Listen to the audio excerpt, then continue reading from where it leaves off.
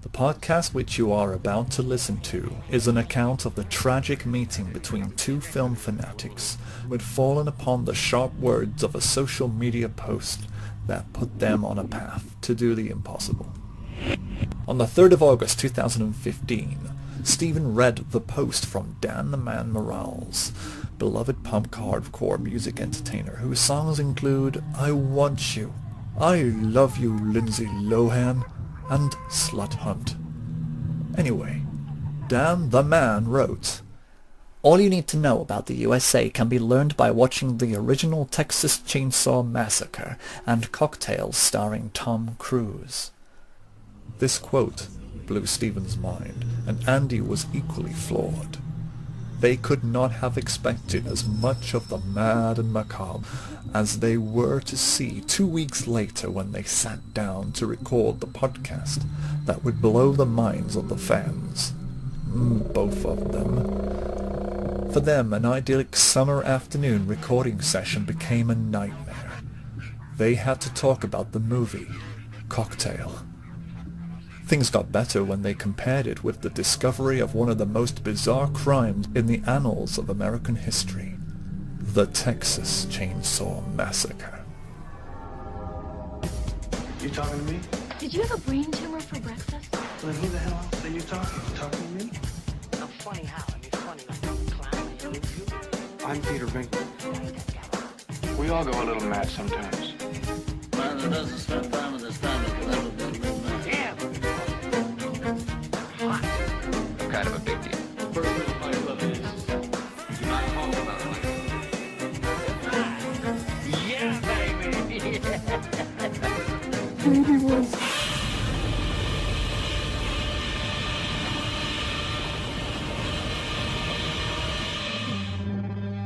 You want answers? I think I'm entitled. You want answers? I want the truth! You can't handle the truth!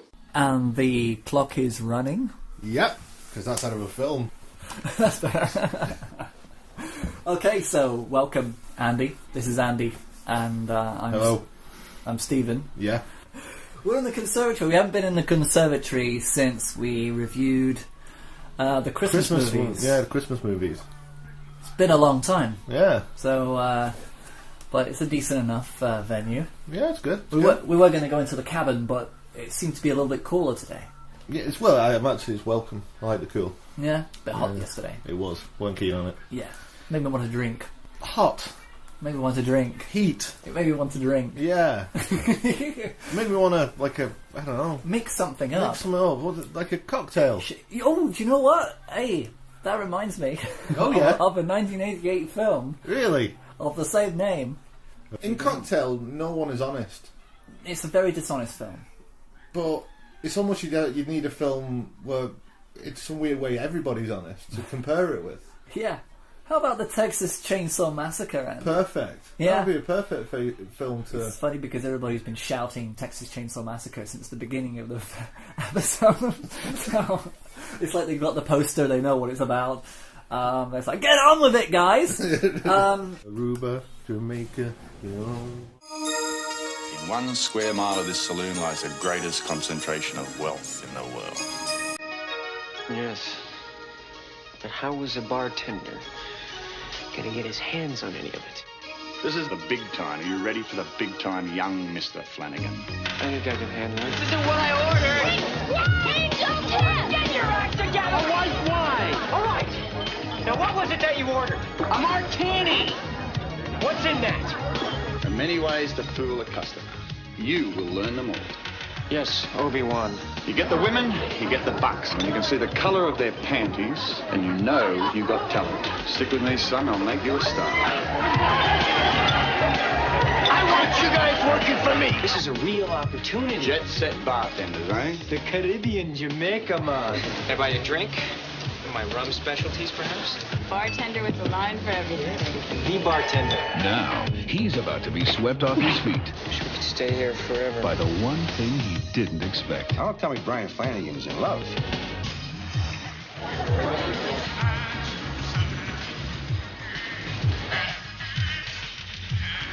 This lady's gonna do a number on you, mate. This is more than just a one-night stand. You made a move on her? I'm your friend, you dumbass! I don't have any friends. As of now, that is for sure! Your sexy little smile's not gonna work this time. What the hell is this?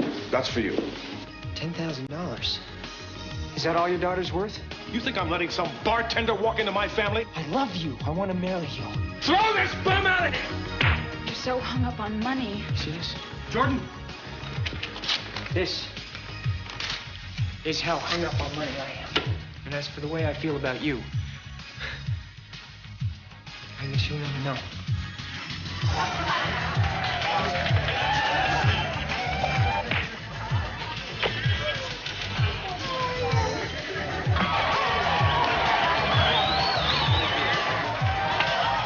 Tom Cruise. Cocktail. Bar is open!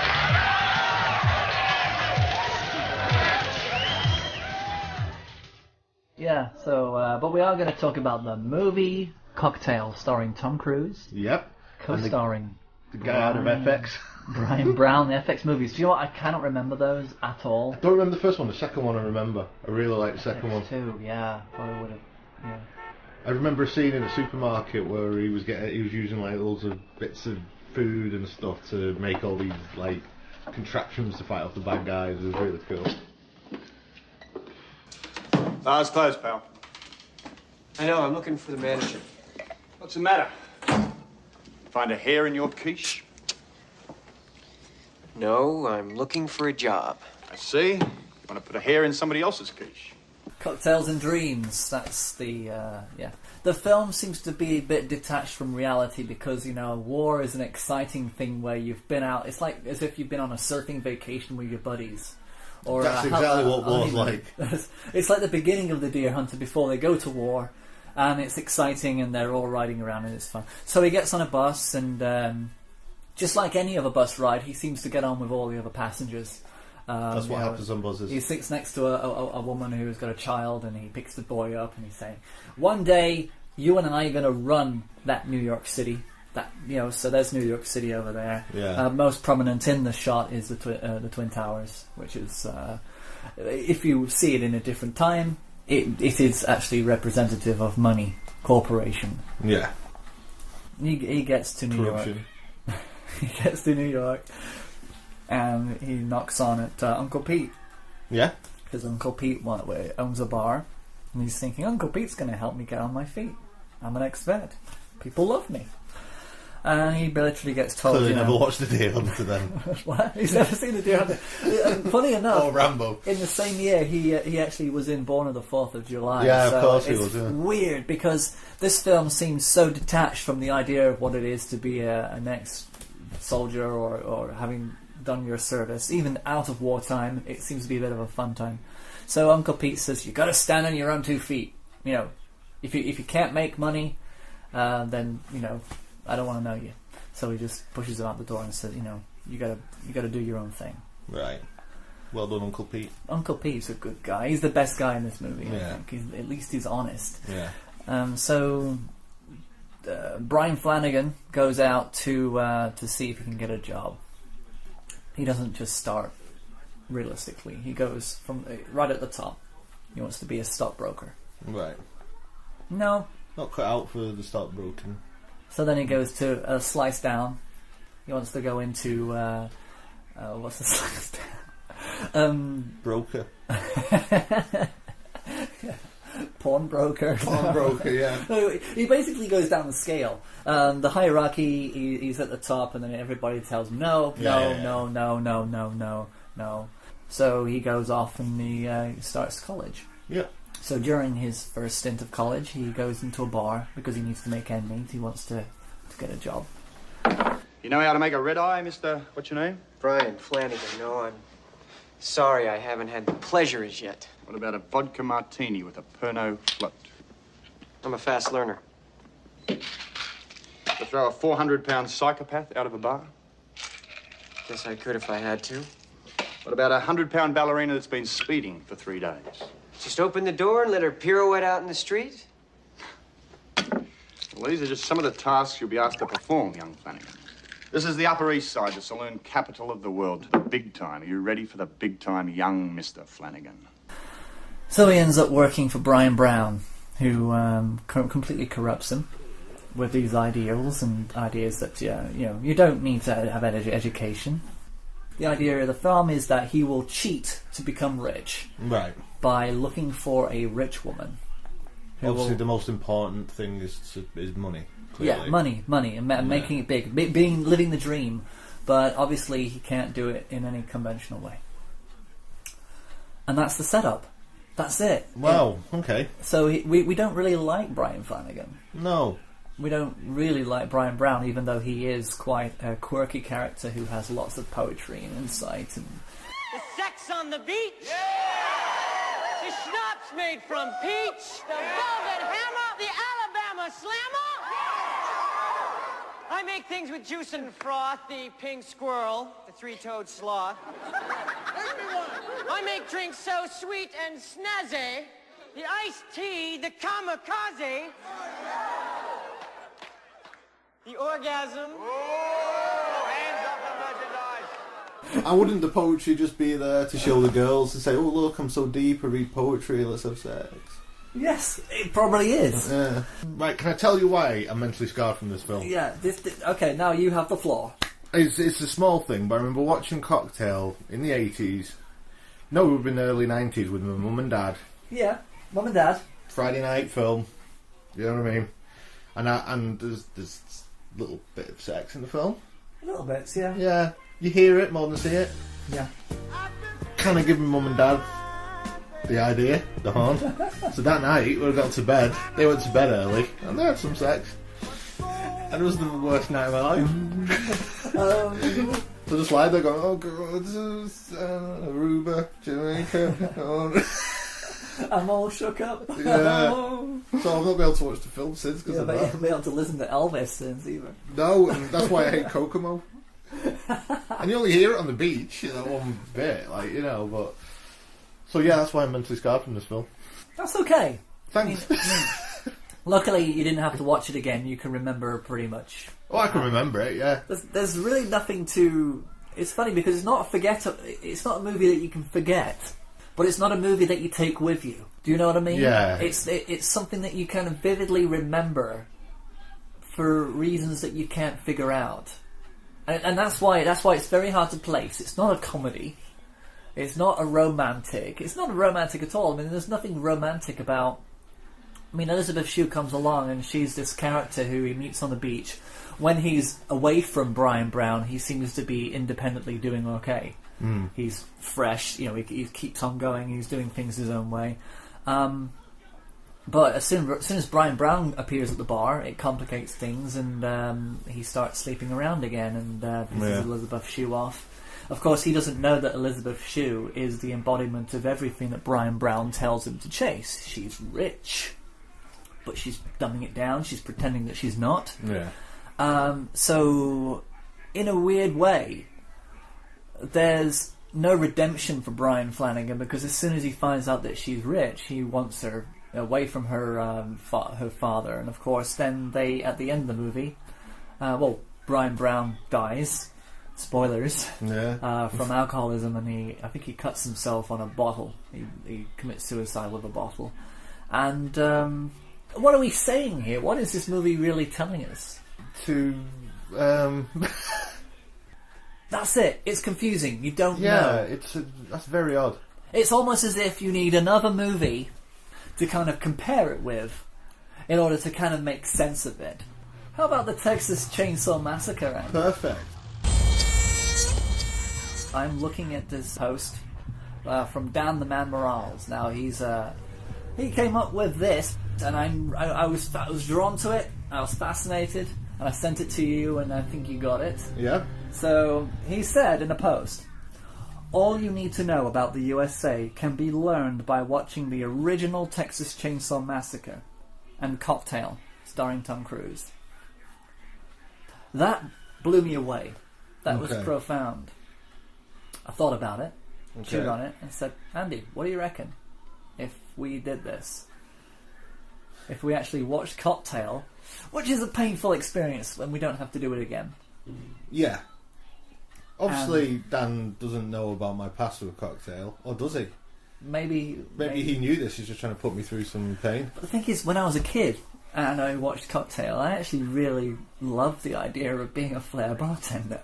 And I, of course, started to flip things and break things. Yeah. We did that. We all did that. Yeah. And we just didn't do it very well at all. And I was quite disappointed when I kept on whacking myself over the head with a Coca-Cola bottle. I kept trying to flip round the back to come over my shoulder and catch it, and just kept hitting the back of my head. Yeah. It's weird, isn't it? I mean, it seems so easy for him. Do you think that Tom Cruise still does this? Do you think he actually... No, he likes to cling onto the side of planes. He flips planes now. He flips planes. Yeah. He's got... Was this his first stunt film, do you think? Must be, first thing... Possibly was. Because I don't think in Top Gun they did any... That he was literally in a fake cockpit. No, he flew the plane as well. He flew the plane and was the plane. He was in a plane suit. Oh man, but Cocktail was a bit of a fascination as a kid, and of course, it was at that time where you think, wow, if you're popular enough to be a poetic bartender, you can get the women. It's a bit of an odd combination. I didn't quite get that. I can imagine women being drawn to someone who's like, got all this like routine going with throwing bottles around and stuff. Didn't it make you think though? I mean, how come these people? I mean, if you look at the reality, of what bartending is and what they do in the film, it's like alcoholism, for example. People at the bar don't care that the bartenders are performing tricks. Okay, they don't care. They're all just having a good time. They're watching a show. It's like we're in a musical now. Right. It's like a musical, and everybody suddenly stops and they start cheering on the main characters, and they're all there for the musical fabrication. There's not one person standing at the bar going, "Jesus Christ, I'm going to get better service at the other place. None of you are making drinks." Yeah. Okay. I asked for a pint about an hour ago, and all you've done is throw stuff around. But nobody's complaining, and there's no sense of reality. There's nothing based in reality for this film. They have promiscuous sex with women, and this is the late 80s, and surely the AIDS thing is kind of prevalent in their society, and understanding that having loose sex with loose people all the time is a risky business, especially for the rich investment woman who wears a big fur coat. Well, that's another thing. A rich, powerful woman, I would imagine, would be intelligent. Yes. And not fall for the charms of some fool who can throw some bottles around. Just because he's young. Just because he's a bartender. Because there are young models out there. There are young actors out there. Surely should be socialising in those corners, not going for the person who actually runs the bar. Can you imagine a woman who's worth millions who's just, I think I'm going to go down to that local bar everyone talks about where you can't get a drink.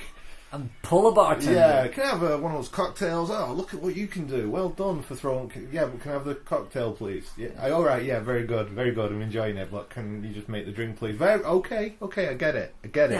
Just make the drink, please. She won't understand for that. But the weird thing is that she... Okay, here's another film that you're going to hate that we mentioned in the Christmas film, Christmas edition, Love Actually. There's a character in that. Okay, I'm really ruining your day. There's a British character in that who believes that if he goes to America, all the American women will just fall for him because of his accent. He says, British girls don't get me, European girls don't get me. I'm going to go to America and I'm going to find myself a girl. And nobody believes him. Everybody thinks he's just off his trolley, right? So he goes to America, and what happens? All the women do exactly what he says that they're going to do. He literally has 5 of them. See, is this a myth? Because some of the lads at work are going to Tennessee because they're convinced, because they're British, to be able to get loads of women. That's it. It's a myth. Are you sure it's a myth, or is it when you went to LA, you were like, loads of people coming on to you saying, no, I'll just go over here and play cards? No, I went to Fargo. And notorious sexy place. Yeah, it's a weird... But this is what I mean. The idea is that he's a guy who's in a film says, I'm going to go there and this is going to happen. Brian Brown delivers the same pitch to Tom Cruise. You need to find rich women, and they will help you get where you want to be. This woman, who he doesn't fall for, who he basically has sex with, she wants to help him become a rich man. She wants to kind of drag him up and pull him up and make him rich. But of course, Brian Brown gets her first, and that's the end of that. You know. But what does that tell us about America? The American dream is a really fractured, broken dream that has no sense of reality. Yeah. Apart from that, it's to be in the gutter and to rise up. Yeah. And to, to be this millionaire, to have all the money in their ears, enough money to make Solomon blush.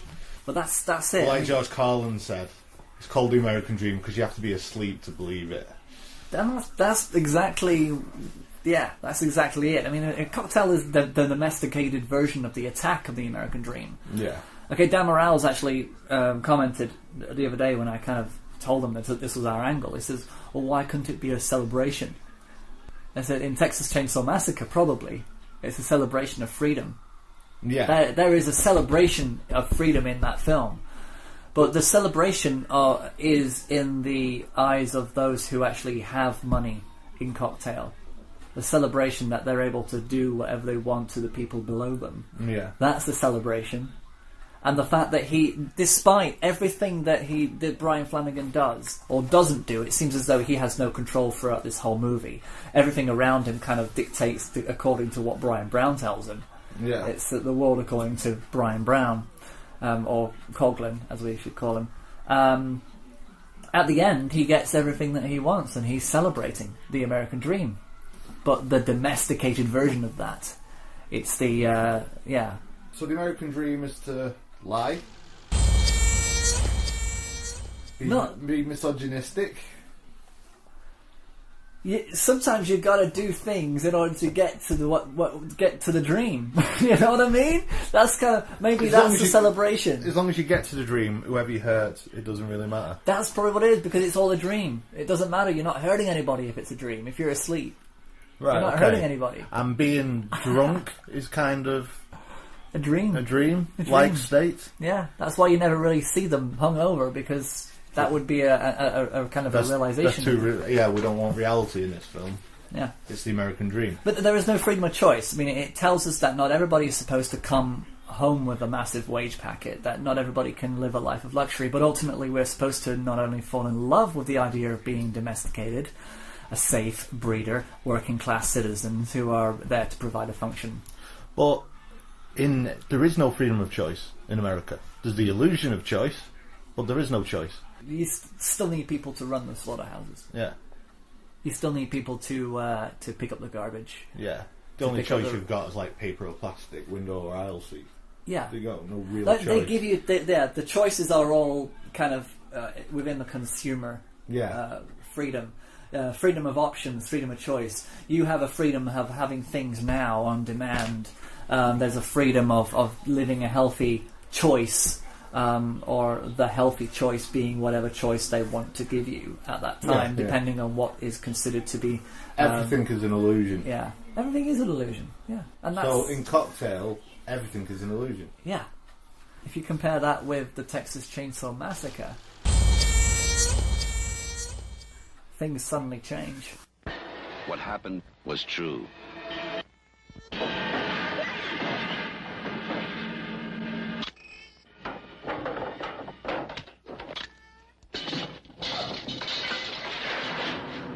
The most bizarre and brutal series of crimes in America.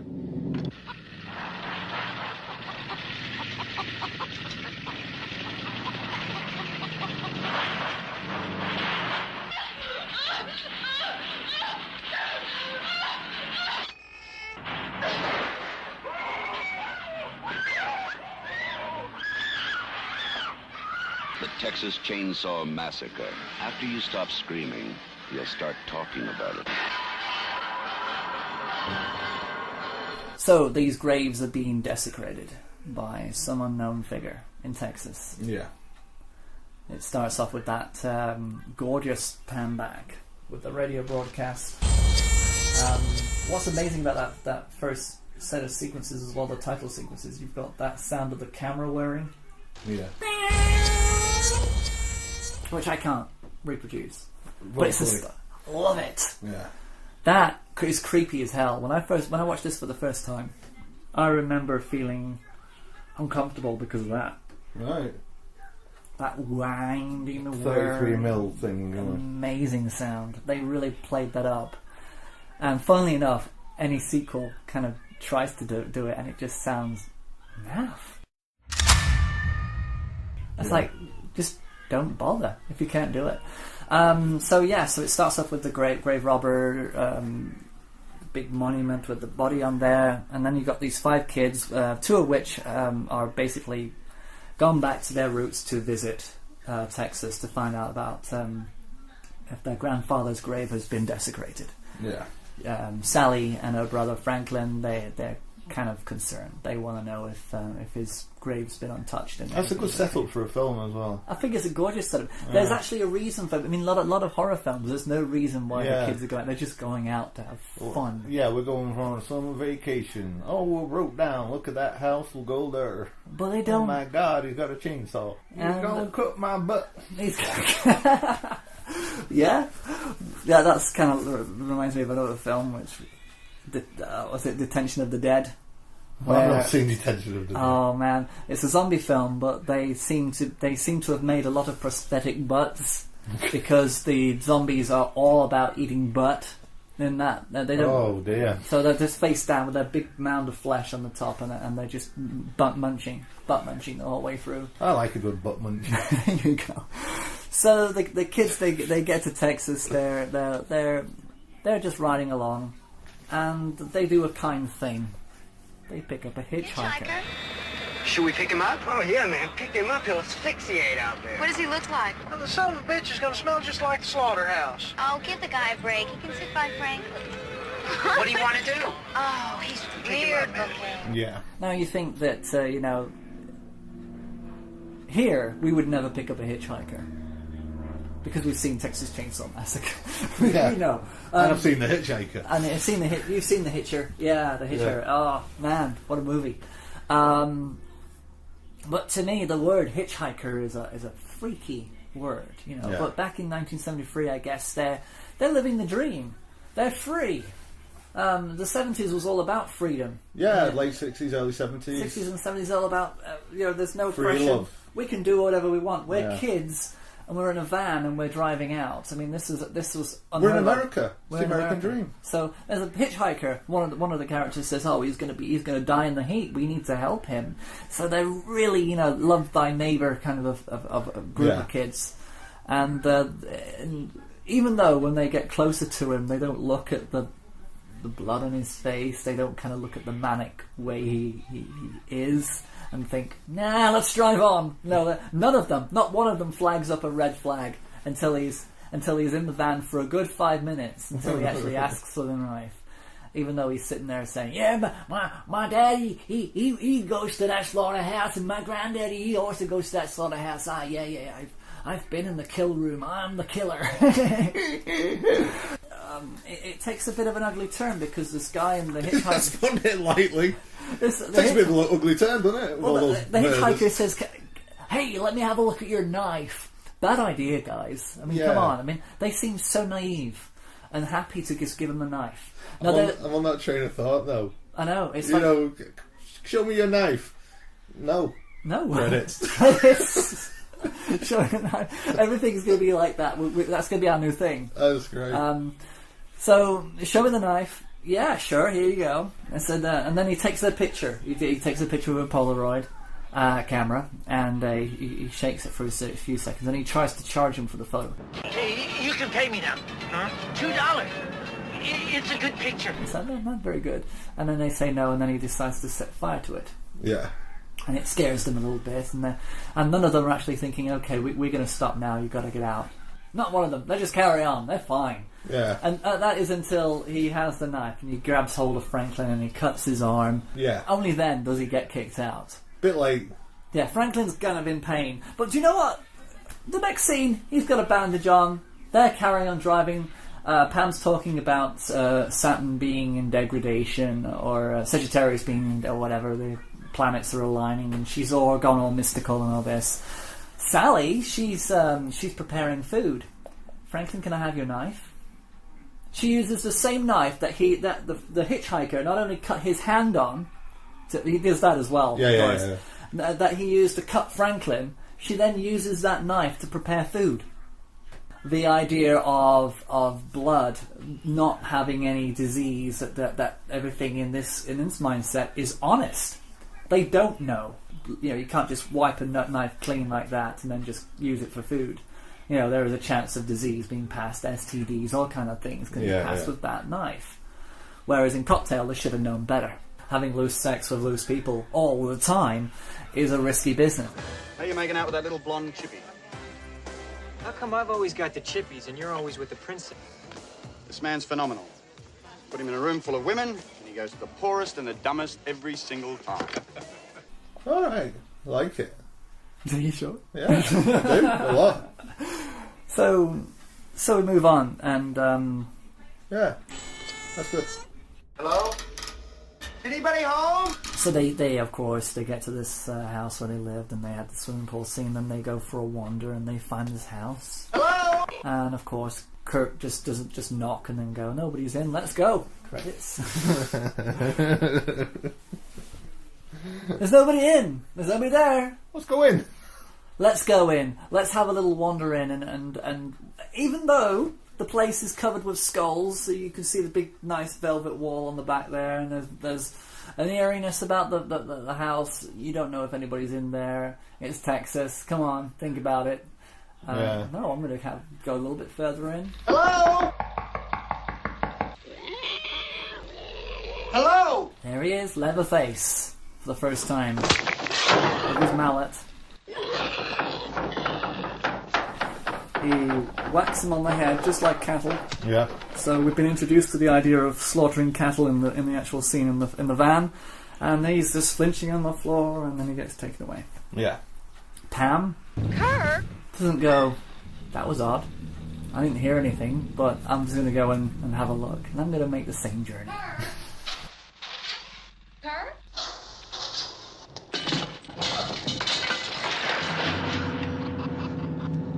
And she gets grabbed. She runs out of the door. She gets grabbed, and then she gets put on a hook.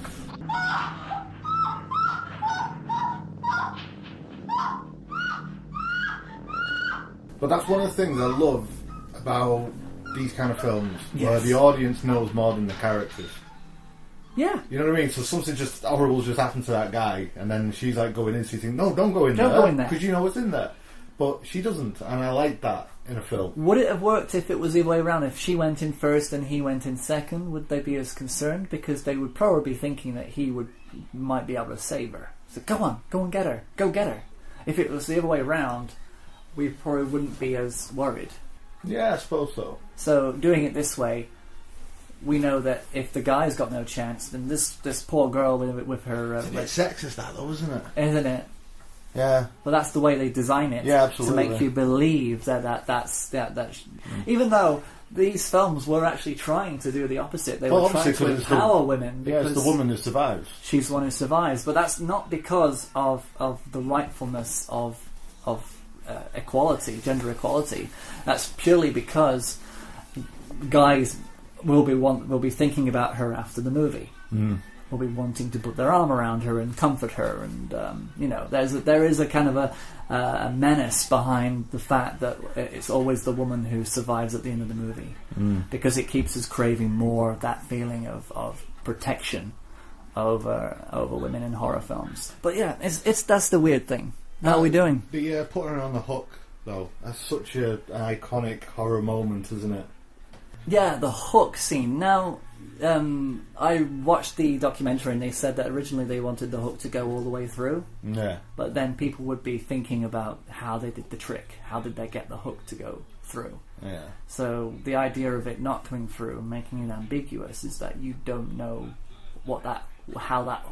everybody's imagination is different. Either it got hooked up on her clothing or it went straight through. Well, to me, it went straight through. Yeah. And then the idea of just being hooked Yes. still alive on that. Dangling there, and feeling that the weight of it just sinking. Yeah. It's a horrible thing. And I think in the future films, again, the sequels, they went, we love the hook. We've got to have the hook. So they had to have the hook in every other film. Yeah. Even Mobile, even Leatherface in one film actually hooks a guy and pulls him downstairs with it. Which, was probably about the only impressive thing that I actually saw. In the remake of the Texas Chainsaw, they do the same thing, but with it's a bloke that time, isn't it? It's a man they hook up.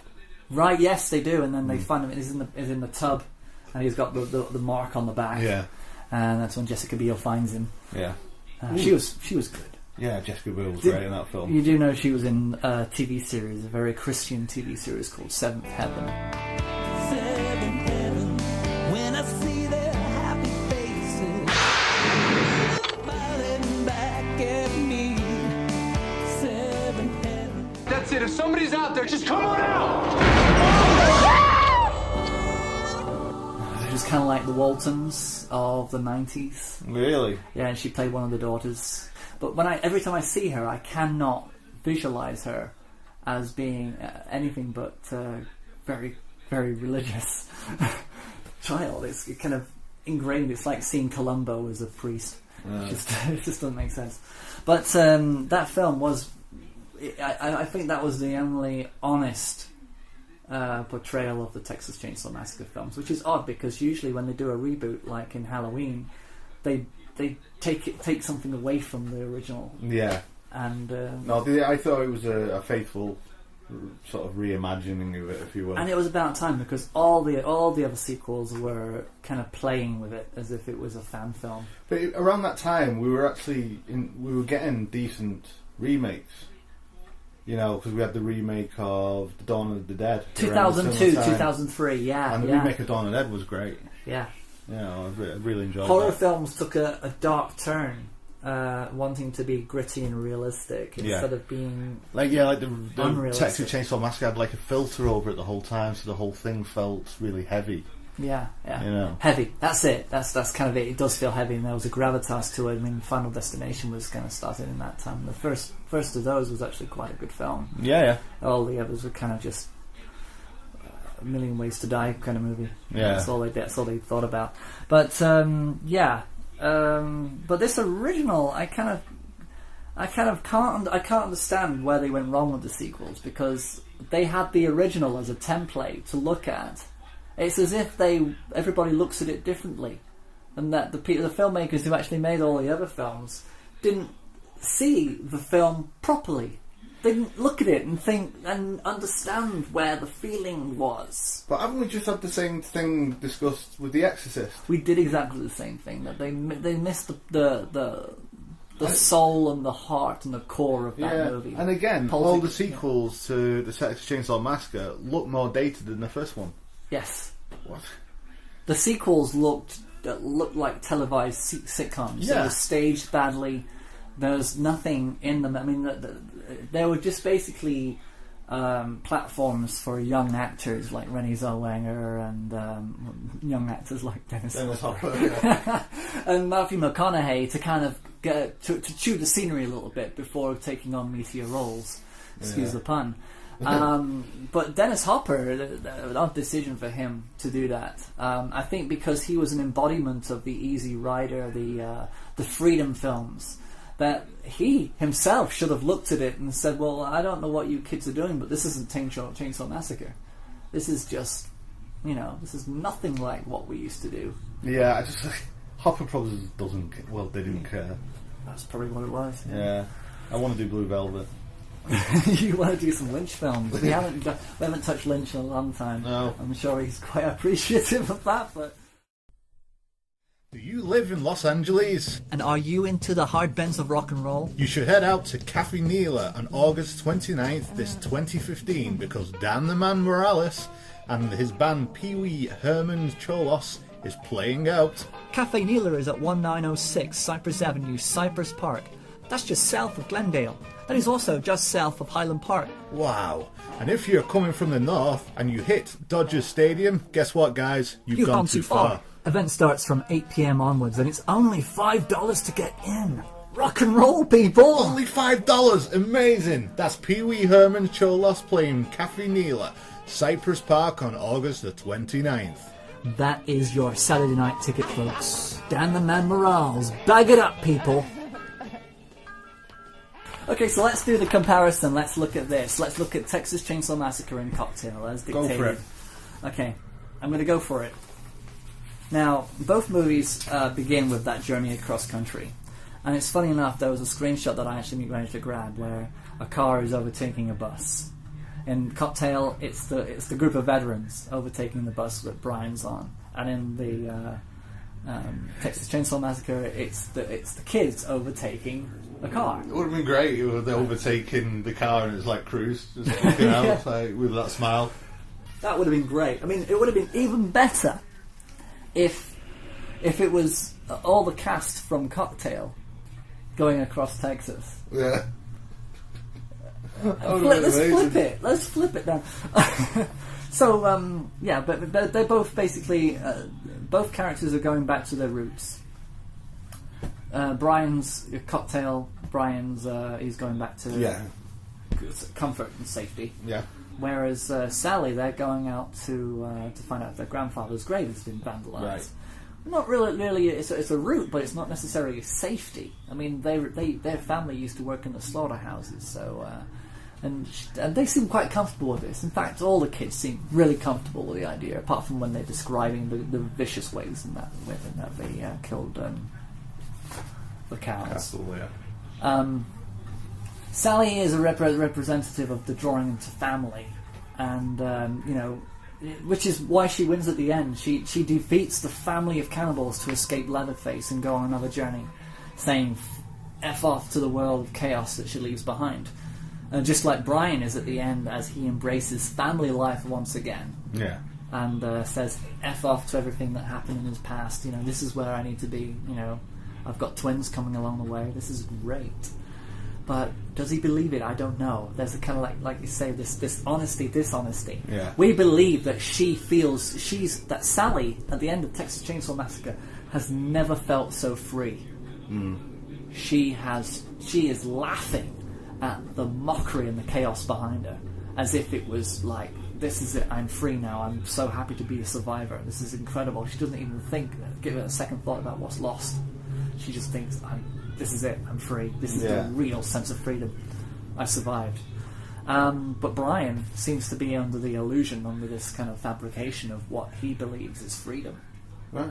And they celebrate it. It's a celebration. Yeah. She's celebrating her freedom, he's celebrating his lifetime in being a father and a husband and a bartender. Yay!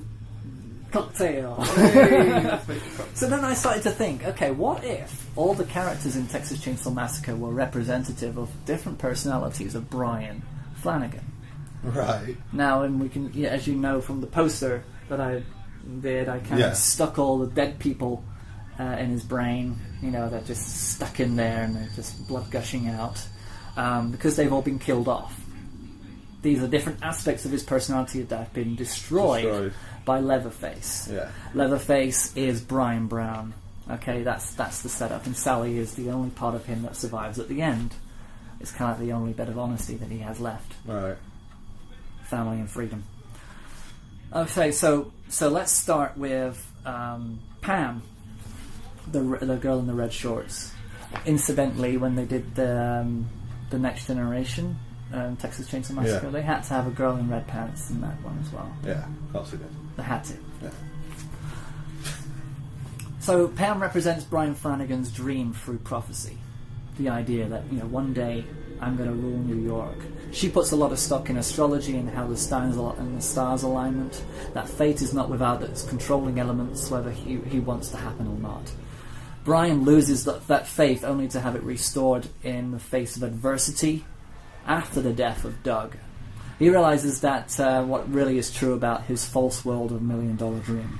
Pam is that representative of the dream. Straight away, Doug kills that off with the notion of, that's not going to happen for you. That's not going to happen. This is the Upper East Side, the saloon capital of the world. Big time. Are you ready for the big time, young Mr. Flanagan? I think I can handle it. Franklin is Brian's admission of helplessness. Come on, Franklin! fun. It's gonna be a fun trip. Because he's throughout the whole film, he needs somebody there to kind of drag him along the film. Yeah. He's like Anakin Skywalker in Star Wars. It doesn't matter what he does, everything just happens around him anyway. Yeah. It's like Indiana Jones. Everything just happens around him anyway. Murphy's Law. Despite his inability to get where he wants to go without people's help, we're talking about Franklin here in Texas Chainsaw, even though that some cases of adversity he scrapes his way through, even though it leads him to a vulnerable and emotional attack.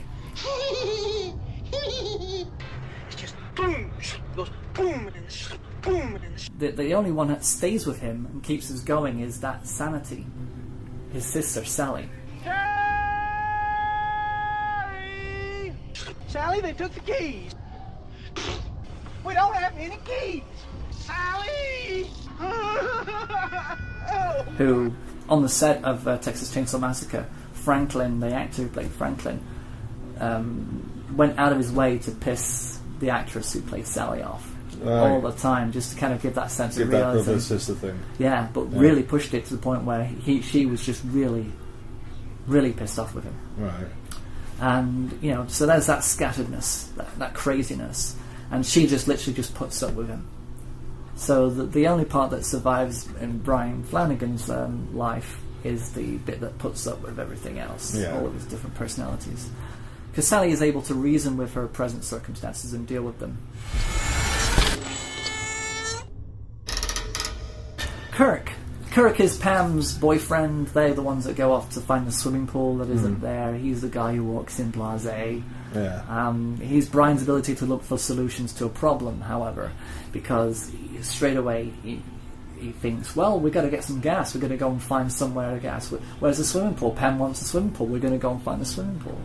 He's constantly, throughout the film, until he dies. He dies quite early. Yeah. Doesn't take long for the problem and solution part of Brian Flanagan to get killed off by Doug as well. So the problem is, in Cocktail, he would have nothing but his dreams to steer him on. The solution to destroying that is Uncle Pete. Problem, Uncle Pete doesn't want to help him. Solution, go get a job. Problem, New York doesn't want to help him. Solution, become a student. Problem, the educational establishment doesn't want him. Solution, become a bartender. Problem, he doesn't know how to do this. Solution, let Doug make all of his decisions and therefore negate the whole point of having Kirk as that part of his brain anymore. Right. So, Doug kills Kirk. Yeah. Okay? Great. Are you with me on this? Yeah. I think viewers are. If we had a number count of how many viewers we had right now, it would be like Dan. It would just be Dan the man. Yeah. And that would be it. Jerry's a bit of a vague character in Texas Chainsaw Massacre. He's the guy who... Texas what? Texas what? Texas Chainsaw. Oh, sorry, the lawnmower put me off. Yeah. Jerry's the driving force, so this is the only thing I can get from him. He's the leader. He finds his sensuality. I don't know where he got sensual. He never got sensual in this movie. I wrote that down. He has a fleeting moment, but Doug puts an end to the leadership. You know, Doug is that character who says, nah, you're not going to be a leader. I'm going to lead you. Yeah. I'm Leatherface. We don't do leaders. So he kills him off. Ow! Sally looks to Jerry. There's a scene where Jerry says, I'm going to go and find the others. And Sally's kind of like looking at him. And there's a moment where she just watches him disappear. Yeah. As if that part of his personality is just fading away. The leadership is fading away into the hands of Leatherface. She knows he's never coming back. So that's all the characters. I mean, Sally, of course, is the survivor, the one that gets through it all. Yeah. But all the other ones just die, and this is the idea that Doug Coughlin kills off every single aspect of Brian Flanagan's personality, the majority of which are false. They're like the false gods that he worships in his mind, you know, the different things that you kind of lean upon to get you believing in certain things. Doug hacks them all to pieces with his chainsaw of bartending. Yeah. Do you like that? I like that a lot. So what does that tell us about America then? In terms of comparison between the two films? Yeah. Well, it's all down to honesty and dishonesty. That's one aspect. That's the main thing, yeah.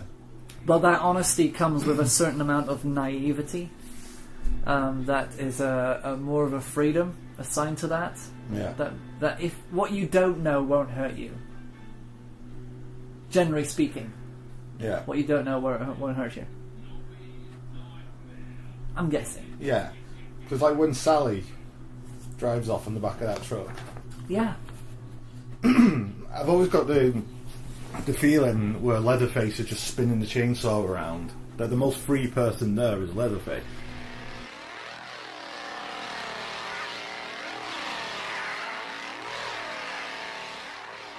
That's interesting. And he's kind of celebrating. Yeah, because he doesn't seem angry. He's just moving in circles, and these chainsaws going round and round and round. See, that's a celebration of freedom. Celebration of freedom there. See, it's funny, where I kind of came into this thinking that this was an attack on the American dream. It's simply putting a spotlight on it and saying, this is the American dream. This is what it is. This is exactly how it encapsulates the whole idea of everything, that the notion that we've actually been discussing. Yeah. Discussing. It's all here. It's all kind of all there and present for us to kind of look at. Freedom is the freedom to do whatever you want to do. Yes. It's a dangerous. Sally thing probably isn't free, because even though she's now in safe, she's still going to go back into the bubble of America. Whatever that may be. True. Get a job, get this, get that. But the only person in any of these films that's truly free and does what that person wants to do is Leatherface. That's it. You're right, because there's no way she's gonna. I mean, at the moment, she feels, I've escaped. I'm free. That's why I kind of think in that moment that's the most free she'll ever feel in her life. That's the most excitement that she's going to, pure, real excitement that isn't based on any certain, force-feeding involvement. Which is probably what's going to happen to her anyway. She's going to be put into a hospital. She's obviously going to be mentally scarred for the rest of her life. And so that's not freedom. And she's going to be put away, much like a prison in a way. She's going to be back into her prison, and yet all these characters who should be, according to society, in prison because of their crimes, are still free. And that's why the notion of prisons are there to kind of to take that. I mean, isn't it weird to kind of think of crime as a freedom?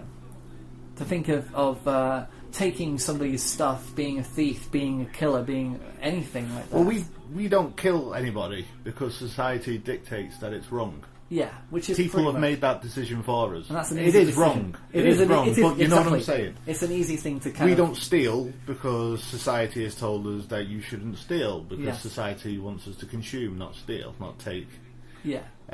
Everything about our lives has been dictated to us by society, by culture, by what we deem to be right. Yeah. Anyone steps outside of that, you're taken away. You're taken Because away. you don't want society don't want people to be free. I hate to say this, are we talking about zeitgeist here? No. You'll know when I'm talking about zeitgeist. You'll know. You'll feel it. Yeah. It'll be burning through your blood. It'll be there. But yeah, you're absolutely right. Even though it's weird. It's a weird feeling to think of Leatherface as a free person because of those conventions of what we believe is right and wrong, and that's the only thing that kind of takes it away. Why it was a challenge for me to think of it as a celebration at the end there. But they're all celebrating around that table when they've got Sally at the other end, who is crying in tears, absolutely traumatised, and she was, because it was like day 3 and she'd been sitting there for so long that she was actually delirious with the smell, the stench, everything was raw and horrible. And but at the other end of the table, they're all thinking that she's laughing. Do you think it's like that in like Buckingham Palace? That's what happens when cousins marry, isn't it? Oh my god, do you think they're all sitting there? Bottom of the gene pool, man, you know what I'm saying? They probably just get like some poor homeless person to sit him on the table and like, hey, corgis, oh! She's just crying, it's been there for days, sat in her own feces. It's either that or the Queen's been playing The Sims again. Yeah. But crazy. But it's weird. I mean, I tried to even kind of link in the hitchhiker as a part of being New York. That was kind of a bit of a stretch, though. See that? No. Sorry, pause it. Yeah, so at one moment I was trying to get say that the hitchhiker was representative of New York City as a professional job industry. How the moment they want to pick him up, it's like Brian Flanagan wanting a job. It's like the trust in and the belief that this person is a good person. Right. It's like Brian's trust and belief that New York City is a great thing for him. And it just, every time that Brian Flanagan gets told no, the people in the van get told that the hitchhiker is dangerous. So it's kind of lower that Brian Flanagan goes, the lower their expectations of what the hitchhiker is like. Yeah. That's about the only comparison I did there. I think it was a bit of a stretch to pull that in there, but I just thought every character represents something, and that's why I said that you can do this. I mean, it might be quite an extraordinary character observation and comparison between the two films, but I think you can do it with any film. No, absolutely, but I think what we've got from here then is the two different types of freedom. The illusion of freedom and domestic freedom, like you say. Yeah. The family, kids on the way. If Jordan gives birth to a fine Irish son, there'll be cocktails and dreams for him one day to run. A business that shall yield a financial windfall. It better! To be franchised in every suburban shopping mall. A dynasty! You're founding a dynasty! Now, if a daughter arrives to bless our clan, I guess the shit will certainly hit the fan. That's it. The illusion of freedom, and then the real freedom is basically doing whatever you want to do. And it doesn't have to be killing. It's just... I'd prefer it not to be. I prefer it not to be. I mean, if you think about it, the family... I call them the family of cannibals, but I don't know if they do. They do eat. They do eat people, yeah. But if they didn't do that, if they just worked an honest life at the slaughterhouse, they would still be drones to society. They'd just basically be feeding the rich. Mm. Yeah. Were they making a buck? Were they actually living for free? I think that's the point. They don't need to. They don't need to work. They're self-sustaining. They're free. Take no pleasure in killing. Just some things you gotta do. Don't mean you have to like it. They are free. So if it wasn't for the killing, they could be just hermits. Yeah. Living off the land, living honest lives. So isn't that interesting? Out of these two films, the only people who are free is that family. You ruined the door! Get back in there! Get in there! My old grandpa's the best killer there ever was. So out of all these, the most honest people is that family. It's a freaky world we live in, huh? Yeah. Take that. And Party. Take that. It's funny, Take That and Party, the album by Take That. It's an attack and a celebration. Take that! Hit that bitch! Twins! Drinks are on the house!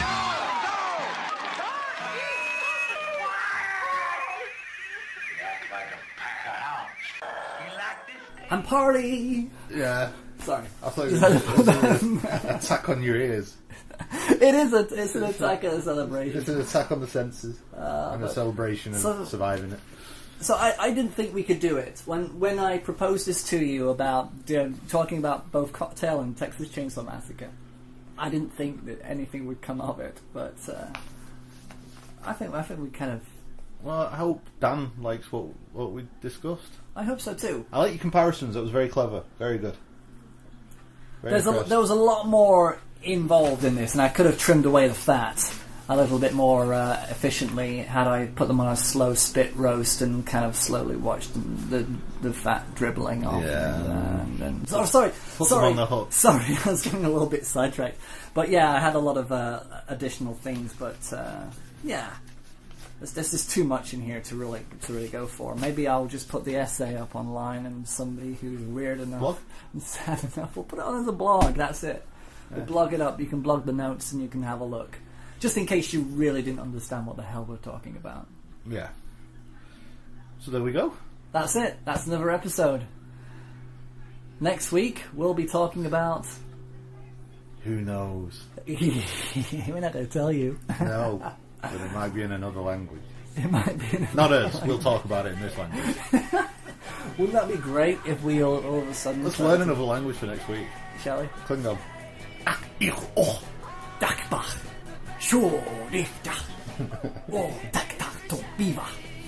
Take it to the beaver. The